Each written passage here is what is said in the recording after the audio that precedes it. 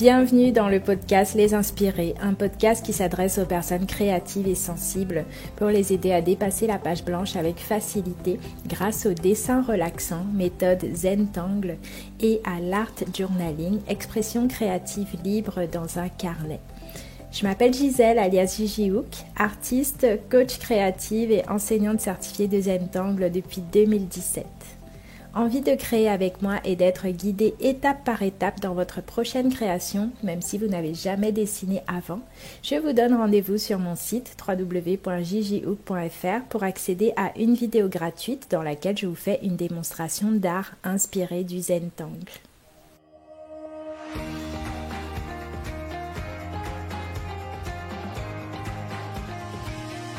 Dans cet épisode, je vais vous parler de la méthode Zentangle et de l'art journaling.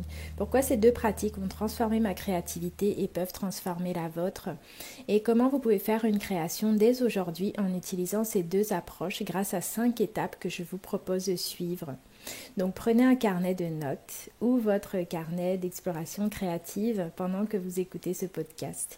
Il y aura plein d'informations et des possibilités de vous laisser inspirer pour créer dès maintenant avec moi. Donc j'ai découvert la méthode Zentangle il y a 10 ans pendant ma deuxième grossesse. J'étais très stressée, j'avais beaucoup de contractions. Le médecin m'avait recommandé de rester allongée, mais c'était vraiment une torture pour moi de ne rien faire parce que vraiment j'ai du mal à rester sans rien faire. Je ne m'arrêtais jamais vraiment à cette époque en plus. Et c'est en surfant sur internet, sur un blog américain que j'ai découvert cette méthode. Ce blog s'appelait I Am the Diva. J'ai décidé de tester et j'ai immédiatement ressenti de la détente dans tout mon corps. Après avoir fait mon tout premier carré Zentangle, je me suis sentie relâchée en fait. Pendant tout ce temps où je dessinais, j'avais totalement oublié. J'avais oublié tout ce qui me prenait la tête et j'étais juste concentrée à reproduire ces premiers motifs sur un carré de papier. Et j'ai vraiment trouvé ça magique. Surtout que c'est une méthode qui est vraiment accessible à tous, même si on n'a jamais dessiné avant. À l'époque, j'avais jamais dessiné avant. Et j'ai trouvé ça magique d'avoir tout de suite de ressentir tout de suite autant d'effets sur mon corps. Et j'ai tellement aimé que je me suis jamais arrêtée. Voilà, ça fait 10 ans que je dessine, que je pratique cette méthode. Et pour l'art journaling, c'est une autre histoire, même si c'était aussi il y a à peu près 10-11 ans. En fait, je faisais beaucoup de crochets à cette époque. C'était d'ailleurs le sujet de mon tout premier blog. Mais ça me manquait de ne pas savoir m'exprimer autrement, encore plus librement. Donc j'étais beaucoup dans le regret de si seulement mes parents m'avaient encouragée à faire des études d'art comme je voulais, si j'avais appris à peindre, à dessiner plus jeune, etc. Et j'étais figée là-dedans depuis pas mal de temps. Et à cette période-là, j'ai découvert l'art journaling. Pareil sur des sites américains. Je ne me souviens plus exactement quel site c'était parce que j'en visitais plusieurs à cette période-là. Et en tout cas, j'ai découvert qu'on pouvait s'exprimer très librement sans avoir besoin de compétences en dessin ni en peinture. Et vraiment, quand j'ai découvert ça, c'est un tout nouveau monde qui s'est ouvert à moi.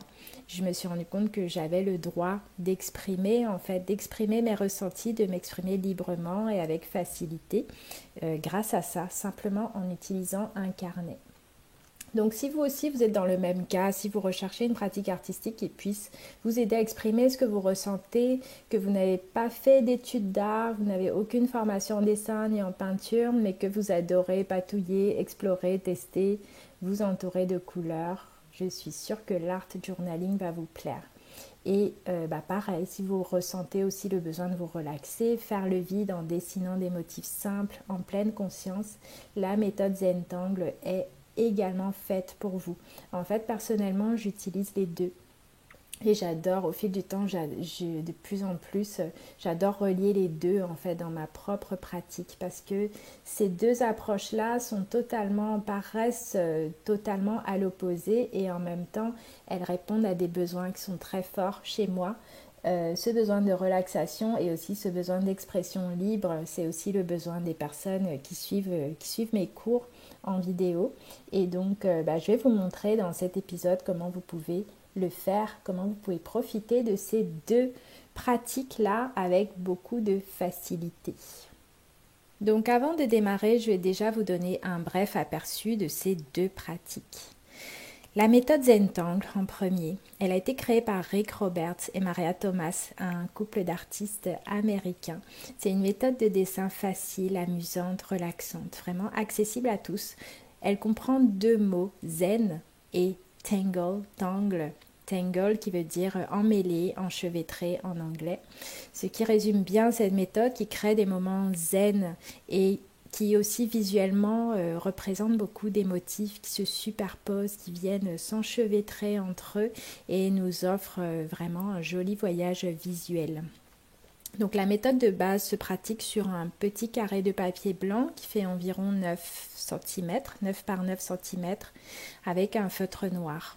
Il n'y a pas d'erreur en Zentangle, c'est pour ça qu'on n'utilise pas du tout de gomme, on dessine directement au feutre et ça aide vraiment beaucoup à prendre confiance. Personnellement, ça m'a énormément aidé d'apprendre à dessiner comme ça directement au feutre en acceptant chaque trait sans avoir de place pour gommer les choses. Et en fait, dans la méthode Zentangle, de base, il y a 8 étapes de base. La première, c'est l'appréciation, la gratitude en fait, le fait d'être vraiment dans le moment présent, d'apprécier ce moment qu'on passe ensemble. Ensuite, la deuxième étape, c'est qu'on va faire un point à chaque angle de notre carré de papier. La troisième étape, c'est la bordure. Donc on relie en fait chacun de ces points entre eux pour créer une bordure. Donc ces premières étapes-là se font avec un crayon parce que on n'est pas encore vraiment dans le dessin, mais on est en train de faire des bases, de poser une base sécurisante dans laquelle on va venir dessiner après. La quatrième étape, on va faire un trait à l'intérieur de notre bordure, ce qu'on appelle une ficelle string en anglais.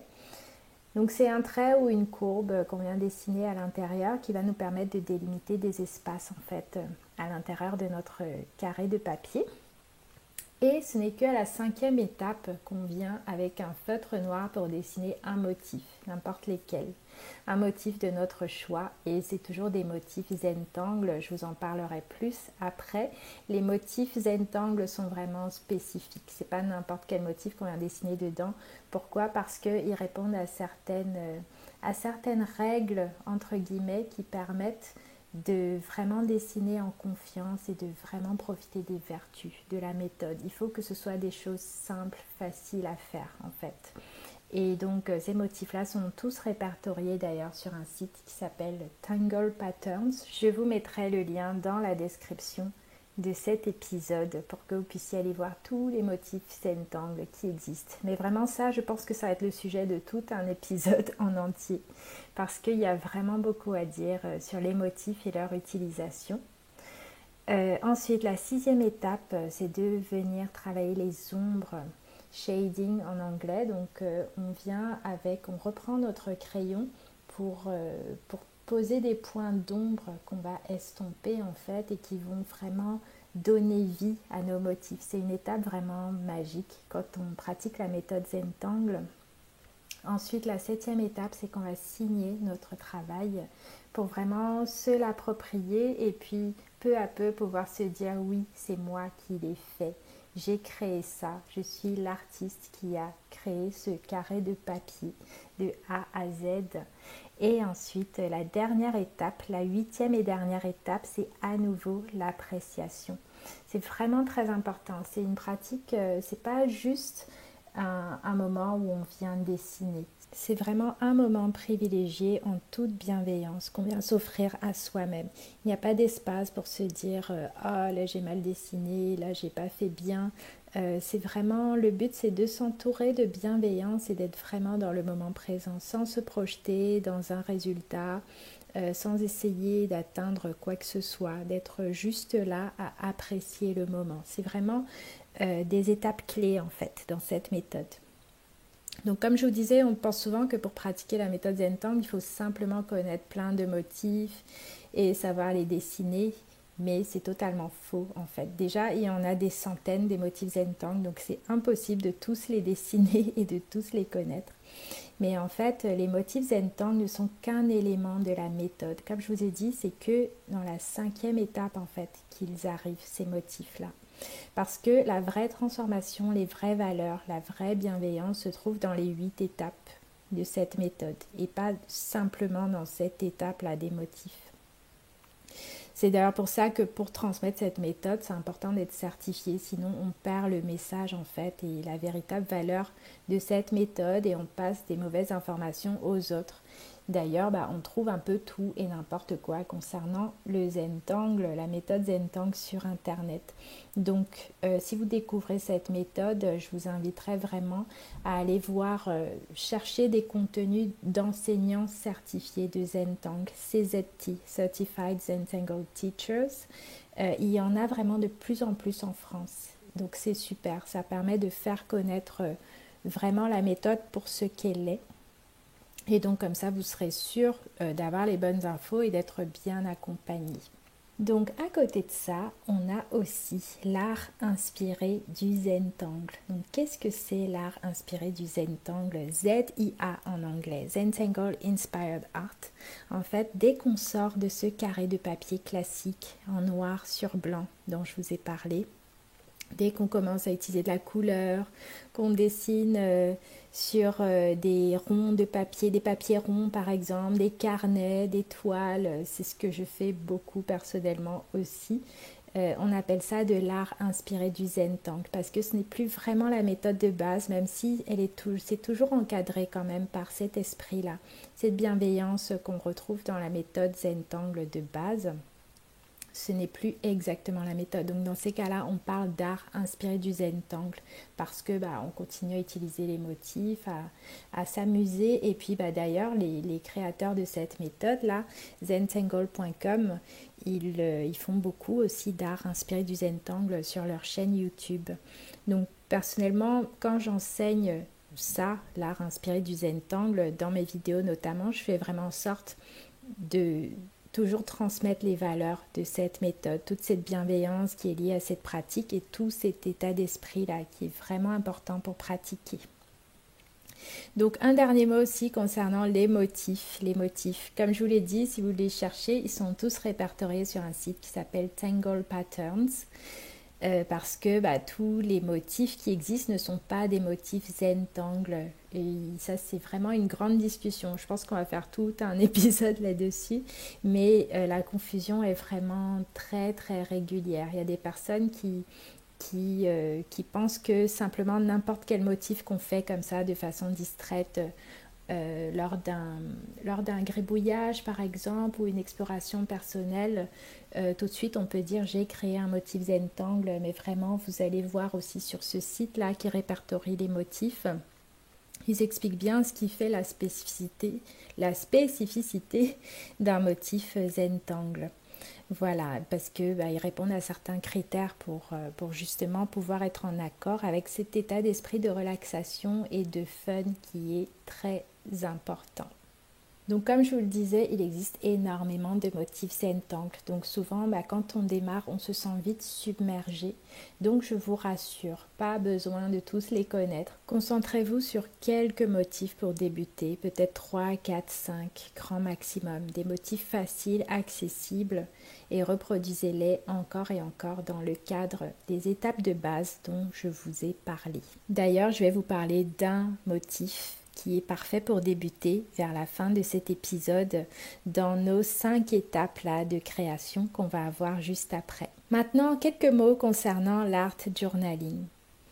L'art journaling, c'est de l'expression créative libre dans un carnet. Donc, à ne pas confondre avec des méthodes vraiment spécifiques, comme par exemple le journal créatif d'Anne-Marie Jobin, qui suit vraiment une méthode et qui a une approche très spécifique. Là, je vous parle ici vraiment de l'art journaling, donc simplement le fait de prendre un carnet, n'importe lequel, de n'importe quel format, et venir s'exprimer à l'intérieur avec les éléments de son choix. Ça peut être de la couleur, de l'écriture, de l'aquarelle, de la peinture, acryliques, des collages en tout genre, des tampons, des pochoirs, tout ce que vous voulez en fait. Donc tenir un art journal peut servir à plein de choses. Je vais vous donner quelques exemples. Là, par exemple, ça peut servir à documenter sa vie au quotidien, tout ce qu'on vit, là où on va, nos voyages par exemple, documenter nos explorations créatives. Par exemple, s'il y a une technique en particulier que vous avez envie de travailler, de développer, bah, vous pouvez totalement ouvrir un carnet, un art journal juste pour ça, pour exprimer, pour déjà explorer ces techniques-là. Vous pouvez aussi utiliser votre carnet, votre art journal simplement pour exprimer vos envies. Donc personnellement, j'ai beaucoup de carnets. J'ai pas compté, mais j'en ai au moins une bonne trentaine qui se sont accumulés au fil des années. Ça fait 10 ans que je pratique. Et la plupart de mes pages sont souvent des moments que j'ai voulu figer. Donc parfois c'est juste des moments créatifs, des moments où j'ai pris le temps de me poser, venir créer quelque chose. Parfois aussi c'est vraiment mes ressentis profonds, des émotions, de l'introspection, mais toujours avec des supports visuels. C'est vraiment des carnets qui sont très très visuels. Parfois c'est des périodes de ma vie ou des anecdotes, des journées avec mes enfants que je suis venue poser comme ça en fait, avec des collages, des couleurs, des dessins. Donc en fait c'est une pratique vraiment très libre que beaucoup d'artistes utilisent, chacun avec son style. Moi je dirais que ma pratique de l'art journaling et les tutoriels que je transmets à ce sujet sont vraiment dans l'optique d'exprimer nos ressentis, écouter nos envies avec beaucoup de liberté pour vraiment pour s'affirmer, prendre confiance et se dire c'est bon, je sais créer, je suis artiste, même si je n'ai jamais dessiné avant. Donc cette pratique m'a beaucoup aidé à prendre confiance en moi, m'écouter, écouter mon intuition, me renforcer, me rapprocher de mon enfant intérieur et plein d'autres choses encore. Alors, nous voici maintenant dans le vif du sujet. Voici pour vous 5 étapes que vous pouvez suivre aujourd'hui si vous en avez envie, en utilisant ces 2 pratiques dont je vous ai parlé là. Vous pouvez adapter chacune des étapes à vos envies du moment, bien sûr. Ce sont juste des suggestions pour remettre en marche votre créativité et vous autoriser à créer tout simplement. Donc, première étape, je vous propose de prendre un petit carré de papier. Voilà, donc le format dont je vous parlais, classique pour la méthode Zentangle, c'est 9 par 9 cm. Donc vous pouvez prendre comme ça un carré de papier ou un coin dans votre carnet par exemple. Et je vais vous inviter à prendre le temps de respirer. Donc inspirez profondément par le nez. Expirez par la bouche. Et on va reprendre quelques respirations comme ça, 2-3 fois par exemple, avec votre papier devant vous. Et je vais vous proposer de suivre les étapes de la méthode Zentangle dont je vous ai parlé et on va dessiner ensemble un motif. Donc la première étape, c'est ça, c'est cette respiration, ce moment de pleine conscience là qu'on prend ensemble aujourd'hui. Maintenant, je vous invite à prendre un crayon de papier et venir faire un petit point à chaque angle de votre carré. Donc ça peut être très proche de votre angle ou à peu près, vous pouvez éloigner vos points d'environ 1 à 2 cm du bord de votre papier. Et donc mettez un point comme ça à chaque angle, vous devriez avoir 4 points du coup. Maintenant, je vous invite à relier vos points par un trait fin au crayon. Donc, vous pouvez faire un trait tout droit ou un trait ou une courbe ou des zigzags comme vous le souhaitez. Donc, comme je vous l'ai dit, ce n'est pas vraiment le dessin en lui-même maintenant, c'est juste une base qu'on est en train de venir poser. Donc, pas besoin d'appuyer fort sur le crayon. C'est des traits qui sont là juste pour délimiter un espace. Donc reliez vos points entre eux avec un trait. Donc maintenant vous devriez avoir une espèce de bordure au crayon Donc on va s'arrêter là pour l'instant et on va directement venir dessiner un motif. Normalement, je vous avais parlé de la 4e étape où on délimite encore l'espace à l'intérieur avec ce qu'on appelle une ficelle, donc un nouveau trait ou une courbe faite au crayon. Mais toutes ces étapes-là ne sont pas obligatoires. Donc là, on peut la laisser de côté cette étape et venir directement dessiner un motif. Je vous propose de dessiner un motif très simple qui s'appelle printemps. Donc ça va être très intéressant parce que là vous êtes guidé uniquement par ma voix.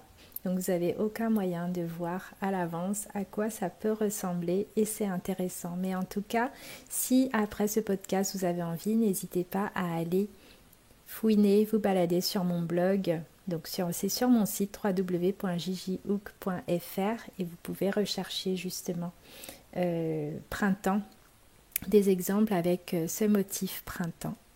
En tout cas là, voilà, je vous propose de prendre un feutre noir, donc un feutre de précision le plus fin possible que vous ayez, un feutre noir et on va venir du coup dessiner printemps. Donc pour dessiner printemps, commencez par un petit point et ensuite en partant de ce point, vous allez faire une spirale. Une spirale, donc une courbe qui part du point et qui avance en rond tout autour de ce point en forme de spirale. Vous pouvez faire un tour, 2 tours, 3 tours pour avoir une spirale plus ou moins grande et vous arrêtez et ensuite vous allez pouvoir dessiner d'autres spirales à côté.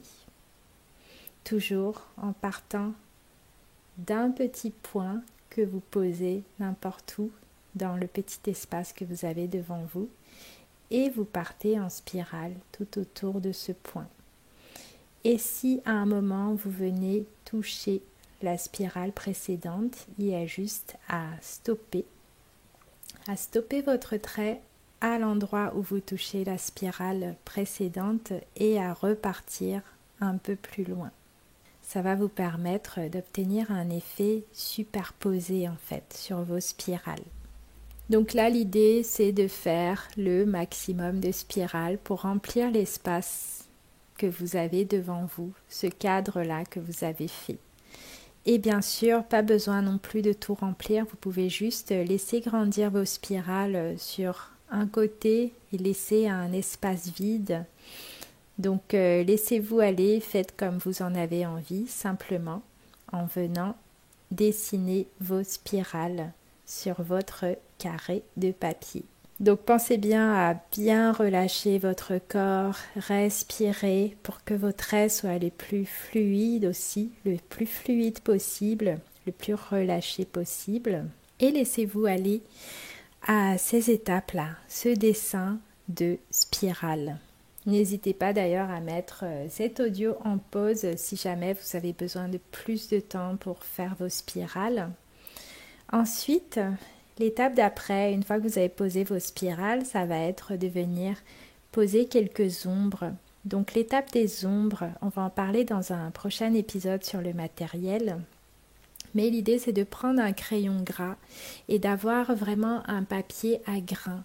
Donc pour cette étape-là, pour vraiment pouvoir donner de la vie à vos motifs, ça va être important de pouvoir avoir un papier à grains. Donc un joli papier qui ne soit pas totalement lisse. Sinon, ça va être un peu plus compliqué de travailler vos ombres, même si c'est tout à fait possible aussi, bien sûr.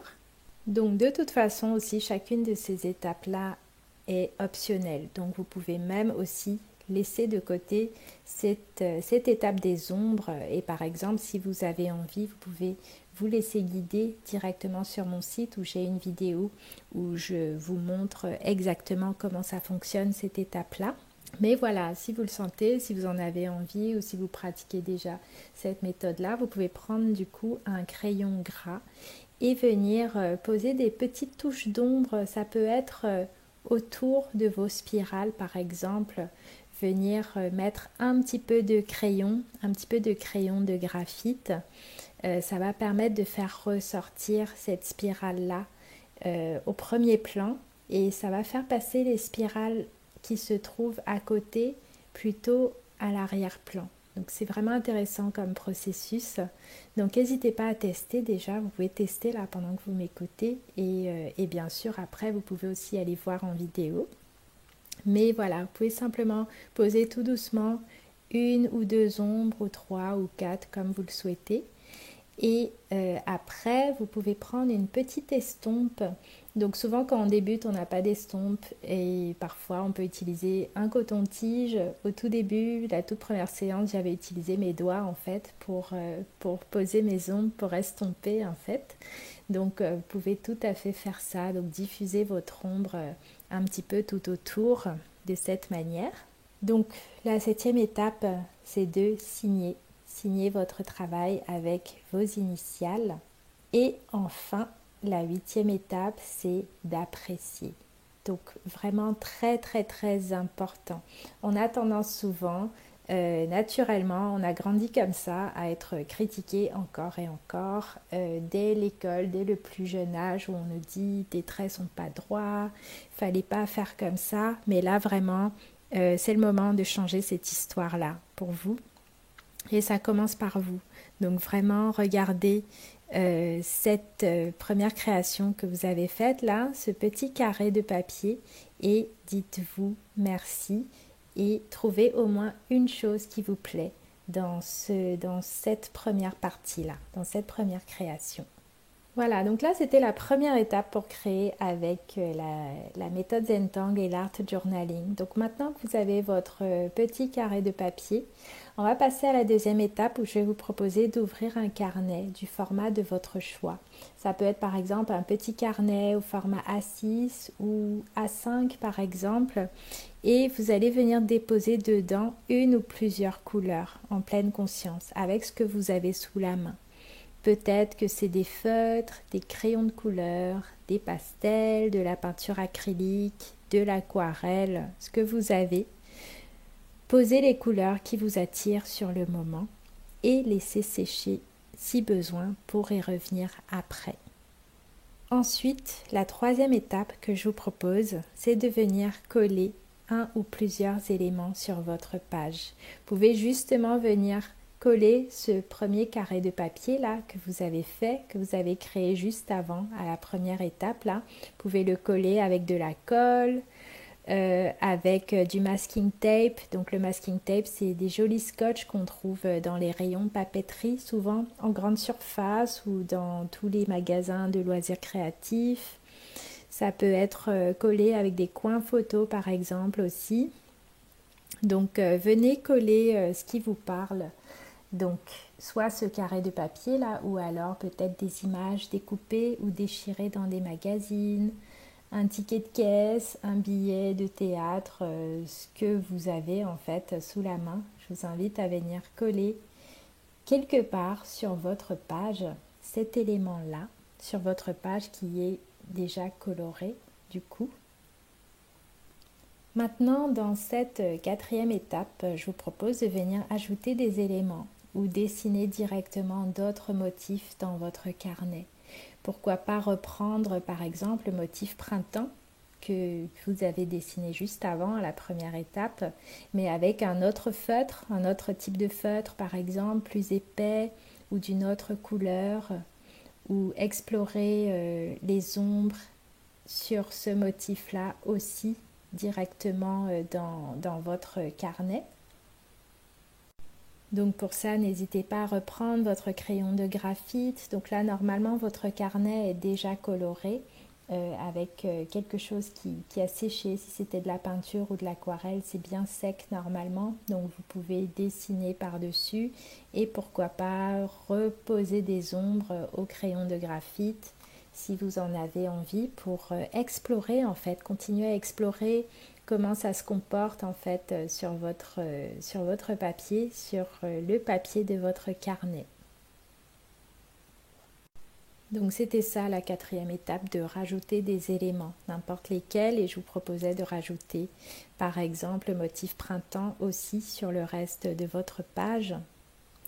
Et la 5e étape maintenant que je vous propose, c'est de terminer par une phrase écrite sur votre page. S'il vous reste de la place, vous pouvez mettre une phrase écrite pour ancrer ce moment-là que vous venez de passer, qu'on vient de passer ensemble, ce moment créatif, comme pour poser une signification sur ce que vous venez de créer ou une réflexion personnelle, une citation, quelques phrases qui vous viennent comme ça en tête.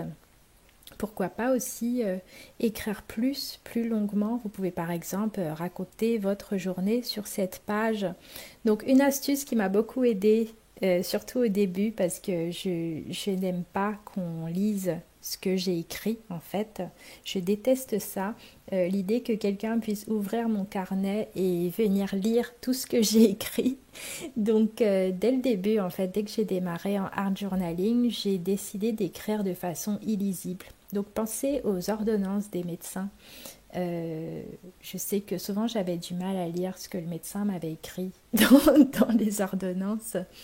Donc pensez à cette écriture-là et essayez de la reproduire. Si vous n'avez vraiment pas envie d'être lu, mais que vous avez quand même envie d'exprimer des choses, de sortir des choses et de mettre de l'écriture aussi parce que c'est joli aussi visuellement, des écritures dans un carnet. Donc ça c'est une astuce si vous souhaitez écrire de cette manière. Donc voilà pour les 5 étapes là que je vous ai proposées pour faire une création qui vous ressemble, qui soit vraiment personnalisée et qui relie à la fois les effets relaxants de la méthode Zentangle et aussi l'art journaling.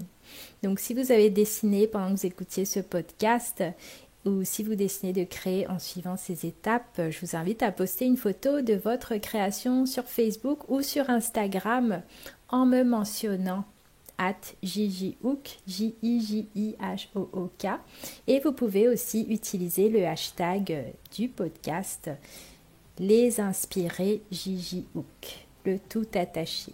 Donc les inspirés, LESINSPIREES JIJIHOOK. Donc si cet épisode vous a plu, n'hésitez pas à le partager et à le commenter, à laisser un avis, une note sur ce podcast. Et si vous voulez être guidé en vidéo dans votre prochaine création pour découvrir l'art inspiré du Zentangle et l'art journaling, je vous donne rendez-vous sur mon site pour accéder à une vidéo gratuite dans laquelle je vous fais une démonstration. C'est facile à suivre, c'est accessible à tous, il vous faut simplement un feutre noir, un carré de papier et un peu de couleur. Donc je vous donne rendez-vous sur le lien qui est en description de cet épisode ou sur mon site www.jijihook.fr pour pouvoir accéder gratuitement à cette vidéo qui dure environ 20 minutes et qui va vous permettre de démarrer. Et je vous dis à très bientôt pour le prochain épisode.